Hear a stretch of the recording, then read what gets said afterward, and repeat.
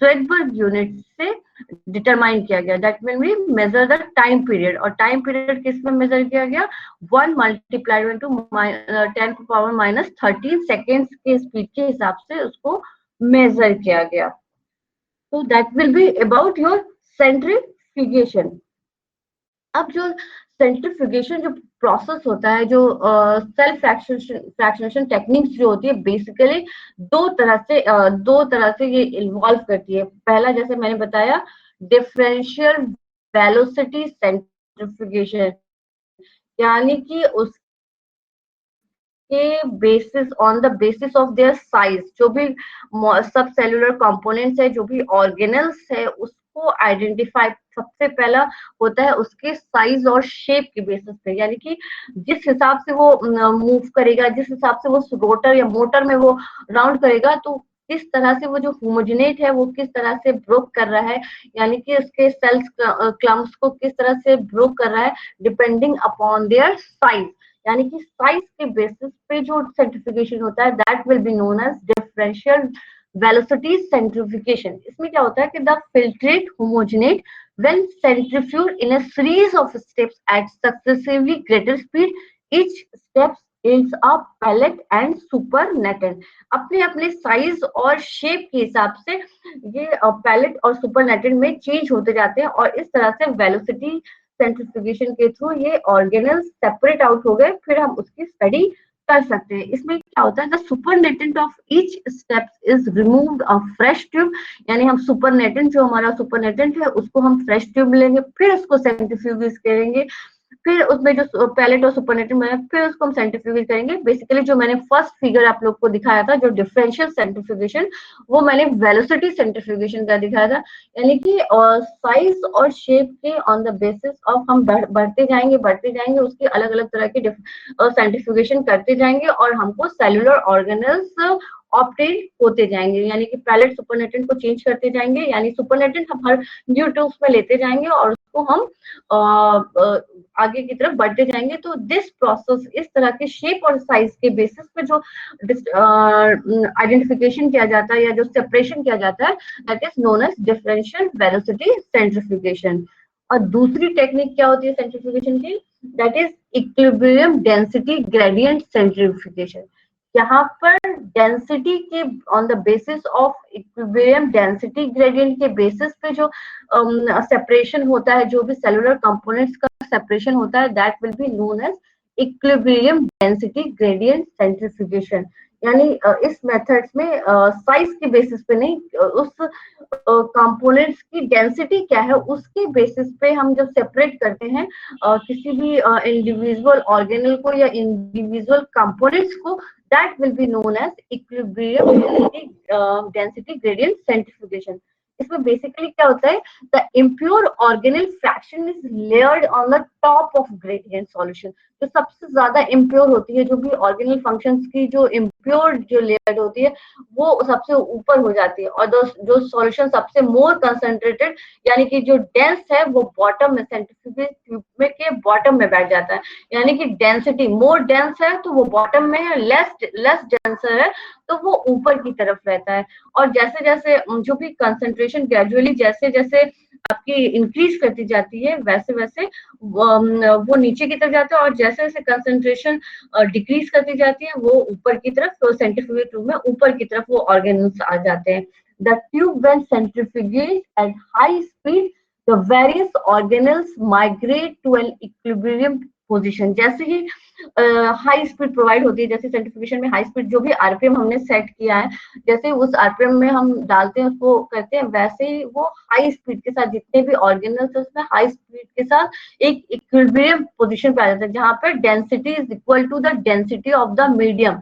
यानी कि जो मीडियम की डेंसिटी है, उस ऑर्गेनल्स की जो डेंसिटी है, वो एक इक्विलिब्रियम पे आ जाते हैं, और वहां पे जाके फिर ये दोनों सेपरेट आउट हो जाते हैं। जो मोर डेंसर होता है तो वो बॉटम की तरफ जाता है, जो लेस डेंसर होता है वो टॉप की तरफ जाता है। तो इस तरह से सुपर लेटेंट और पैलेट आपका अलग अलग हो जाता है, दिखने साफ साफ दिख जाता है कि मोर डेंसर जो सेटल डाउन हो जाएगा, और जो लेस डेंसर होगा वो ऊपर की तरफ ही रह जाएगा।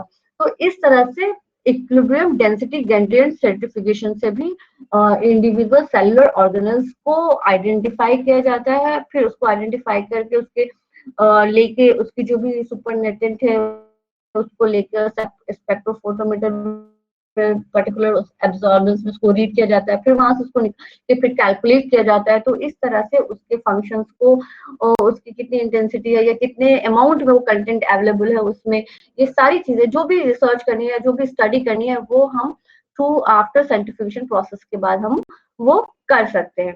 तो इस तरह से आपका ये सेलुलर सेंट्रीफ्यूगेशन, जो सेल सेंट्रीफ्यूगेशन है, ये कंप्लीट हुआ। This is all about your syllabus. आज बहुत छोटा टॉपिक था आप लोगों का, सेल्फ फ्रैक्शनेशन। इसमें ज्यादा कुछ नहीं है, बिल्कुल सिंपल। आपको 3 स्टेप्स बस याद रखने, सिंपल एक्सट्रैक्शन। एक्सट्रैक्शन आप लोगों को वैसे उसमें सिलेबस में लिखा नहीं है, लेकिन एक्सट्रैक्शन एक सबसे इम्पोर्टेंट स्टेप होता है, क्योंकि डिफरेंट टाइप्स के जो भी उसकी पहले सेल मेम्ब्रेन जो होती है उसको ब्रेक रप्चर करना बहुत जरूरी होता है, आइसोलेट करना बहुत जरूरी होता है। तो that will be more important जो एक्सट्रैक्शन पार्ट है। उसके बाद हम उसको होमोजेनाइज बनाते हैं पर्टिकुलर बफर में। कोई भी जिस तरह का मटेरियल है उसके लिए पर्टिकुलर बफर होता है, उस बफर में उसको होमोजेनेट बनाते हैं, फिर उस होमोजेनेट को फिल्टर करके फिर उसको हम सेंट्रीफ्यूगेशन, जो भी उसकी उस फंक्शंस की जो भी रिक्वायरमेंट होती है उतनी आरपीएम में, उतने टेम्परेचर में उसको उस तरह के सेंट्रीफ्यूगेशन में ट्यूब में डाल के सेंट्रीफ्यूगेट करते हैं। फिर डिफरेंट आइडेंटिफाई हो जाते हैं, मतलब सुपरनेटेंट पैलेट डिफरेंशिएट करते जाते हैं, फिर उस सुपरनेटेंट को लेके हम उसकी स्टडी करते हैं। तो this is all about your cell fractionation. इसमें किसी को किसी तरह की कोई दिक्कत इस आज के टॉपिक में किसी को? No ma'am. Okay, thank you.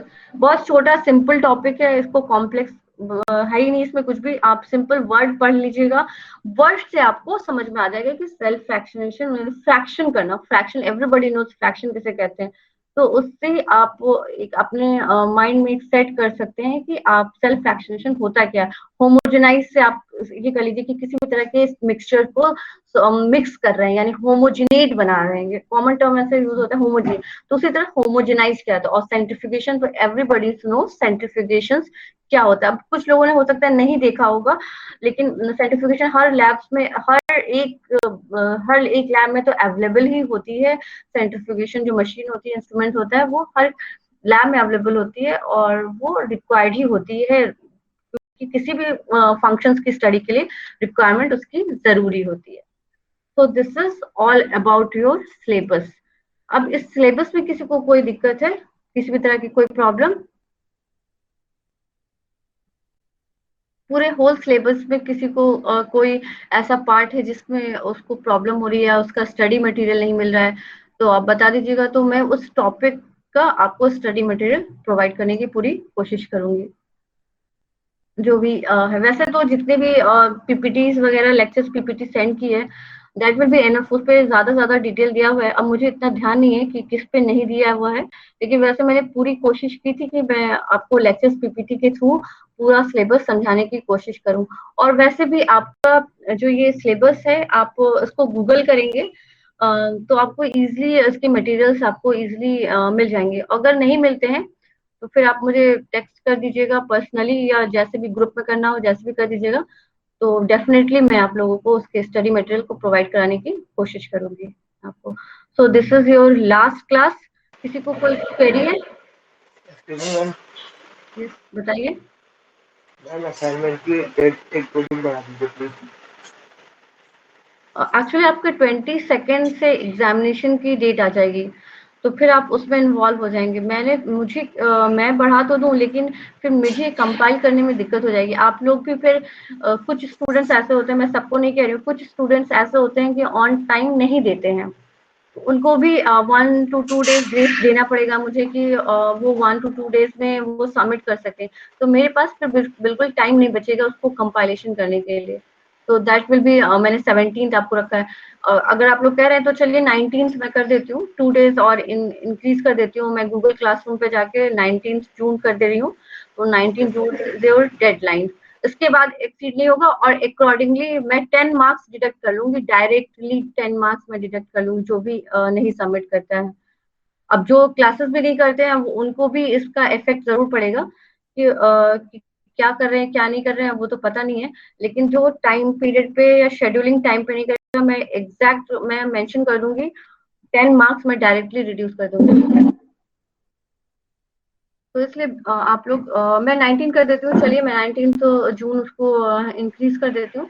लेकिन बहुत ही सिंपल है, बहुत ही मेरा आप लोगों ने देखा ही होगा मेरा असाइनमेंट, इसीलिए मैंने बिल्कुल सिंपल रखा, क्योंकि जस्ट मुझे बस चेक करना था कि आप लोग किस तरह से उसको राइट अप करते हैं और आप लोगों ने कितना उसको ग्रास्प किया है, that will be more important. बाकी ज्यादा देने और उससे कोई फर्क नहीं पड़ता है, इसलिए मैंने बिल्कुल आपको भी बर्डन नहीं रहे, क्योंकि सारे असाइनमेंट्स आपके भी चल रहे होंगे, तो आपके लिए भी बर्डन नहीं रहे, इजी रहे, इसीलिए मैंने कोई भी फॉर्म में हैंड रिटन हो, टाइप हो, कोई भी फॉर्म हो, आप किसी भी फॉर्म में आप उसको सबमिट कर दीजिए। I will accept in all the form. और कोई डाउट?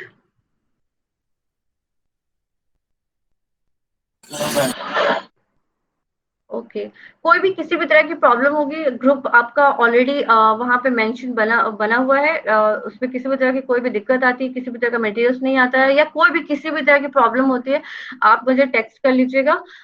इंशाल्लाह जो भी आपकी प्रॉब्लम होगी मैं उसको सॉल्व करने की पूरी कोशिश करूंगी। मुझे एक चीज ये पूछनी थी कि मारूफ, हाँ, मारूफ आपने वो सारे स्टूडेंट्स के जो नंबर दिए थे स्टार्टिंग में जब हमारा ग्रुप फॉर्मेशन हुआ था, तो ये बताइए वो टोटल स्टूडेंट्स आपके हैं कि उसके अपार्ट फ्रॉम दीज और भी कोई लिस्ट में है नाम? जी मैम, अपडेट लिस्ट है हमारे पास, 84 स्टूडेंट है अभी। 84 टोटल है, okay okay, thank you thank you. तो आप लोग अगर चाहें तो लीव कर दीजिए क्लास को, क्योंकि किसी को अगर कोई क्वेरीज नहीं है तो आप लोग लीव कर सकते हैं। That will be all about your syllabus.